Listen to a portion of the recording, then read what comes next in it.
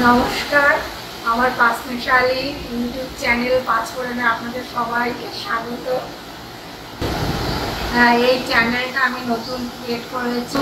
এই চ্যানেলের প্রথম পর্বে আমি আপনাদেরকে একটা দারুণ ইন্টারেস্টিং জিনিস শেয়ার করব। আমরা 2023-এর আগস্টে দিদি নাম্বার 1-এ গেছি, সিলেক্ট হয়েছি। মা আর মেয়ে জুটি ছিল। ওই জুটিতে আমরা সিলেক্ট হওয়ার পরে আগের দিন আমাদেরকে জানিয়েছে আমরা জি বাংলা স্টুডিওতে আমরা 9:30-র মধ্যে পৌঁছে যাই।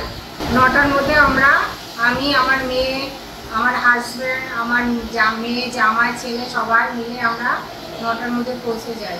তারপরে শ্যুট শুরু হয়। ওই দিদি নাম্বার 1-এর ওই এপিসোডে আমরা ফার্স্ট হয়েছি। এই যে আমাদের সেই দিদি নাম্বার 1-এর ড্যাশ স্ল্যাশ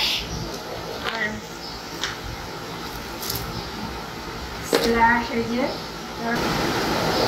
আর এই দিদি নাম্বার 1-এর মেমেন্টো, এগুলো আমরা এইসব আমরা সেদিন পেয়েছি। আরও অনেক গিফট পেয়েছি, সেসবগুলো অন্য এপিসোডে আপনাদের সঙ্গে শেয়ার করবো।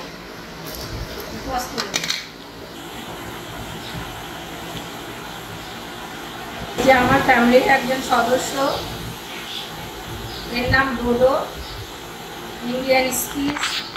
এরকম ডোডো আপনাদের বাড়িতে কেউ যদি থাকে বলবেন। ভীষণ ভালো, ভীষণ আদুরে। কোথাও গেলেও কান্না করবে যাওয়ার জন্য, ও যাবে, ওকে নিয়ে যেতে হবে।